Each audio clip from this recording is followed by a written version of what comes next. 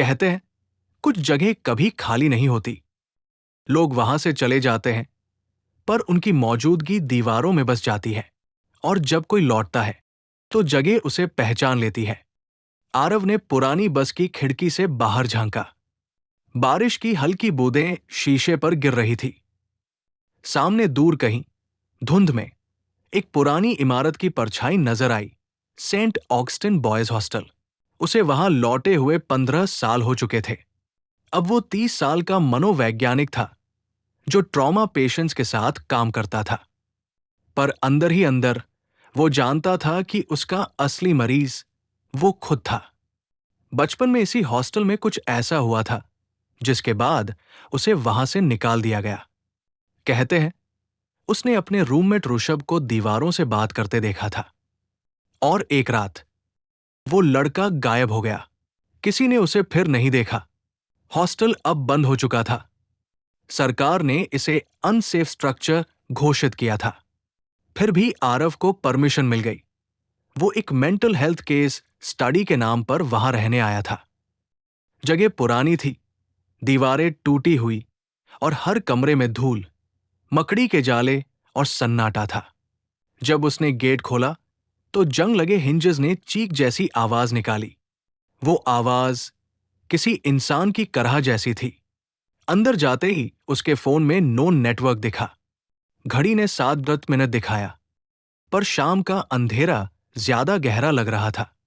वो अपने पुराने कमरे में पहुंचा, रूम नंबर 105।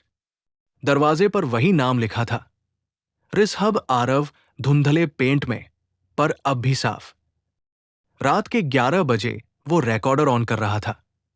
वो वहां हेल्यूसिनेशन थेरेपी के लिए रहना चाहता था।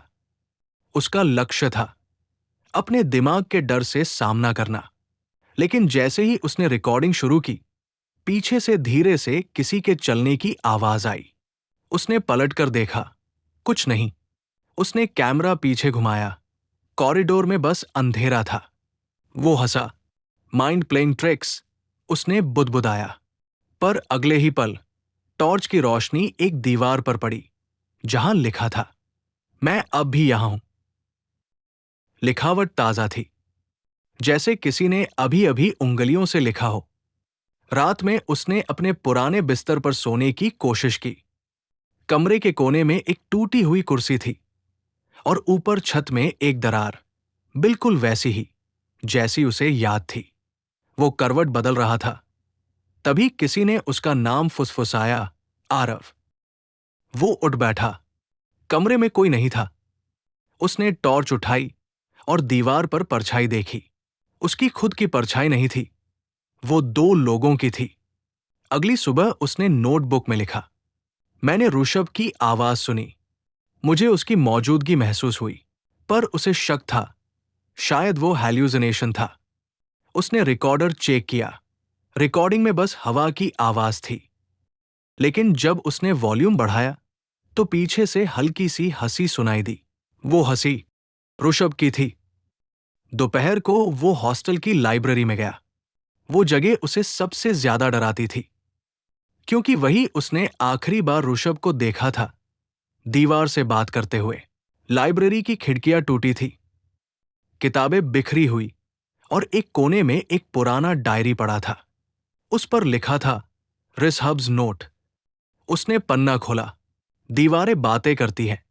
वो कहती है कि वो सब कुछ देखती है। आरव मुझ पर भरोसा नहीं करता, लेकिन आज रात वो खुद सुन लेगा। उसके हाथ कांपने लगे। उस पन्ने पर ताजा स्याही थी। वो वापस अपने कमरे में लौटा।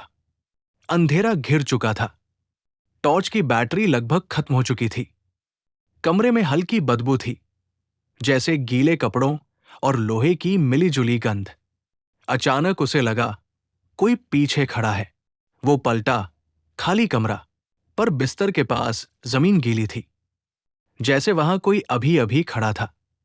उसने हाथ लगाया, ठंडा पानी नहीं, कुछ और था। उसने टॉर्च नीचे की। वहां काले धब्बे थे। वो खून जैसा लग रहा था, पर पुराना नहीं। उसका सिर दर्द करने लगा। उसके कानों में ऋषभ की आवाज गूंजने लगी, तूने कहा था, डर नहीं लगता। अब बोल। वो भागकर बाहर निकला। कॉरिडोर में कोई नहीं था, पर हर कमरे से धीरे धीरे किसी के हंसने की आवाज आ रही थी। हर हंसी एक जैसी, धीमी, टूटी हुई और दर्द भरी। उसने दरवाजे पर हाथ मारा। सब बंद। फिर एक दरवाजा अपने आप खुला। कमरा नंबर 106। वहां एक टूटा हुआ दर्पण था। उसने टॉर्च उस पर डाली। शीशे में उसका चेहरा नहीं था, बस एक खाली चेहरा दिखा, बिना आंखों के। अगले दिन उसने दीवार की दरारों में कुछ धातु जैसा चमकता देखा। वो उंगलियों से खुरचने लगा। अंदर से एक छोटा ताला लगा लकड़ी का बॉक्स निकला। उस पर लिखा था आर अ फॉरएवर। उसने उसे खोला। अंदर एक पुरानी फोटो थी, वो और ऋषभ एक साथ। लेकिन पीछे लिखा था एक गया, एक बचा। उसने चिल्लाया, तू क्या चाहता है मुझसे? कमरा गूंजा, सिर्फ याद किया जाना। रात को उसने महसूस किया कि कमरे की दीवारें हिल रही है, पेंट उतर रहा था और नीचे से उभरे हुए निशान बन रहे थे, जैसे किसी ने अंदर से खरोंचा हो। वो पीछे हटा। हर दीवार पर उभरता नाम, आरव, आरव, आरव। कमरे का तापमान गिर गया। सांसें भारी हो गई।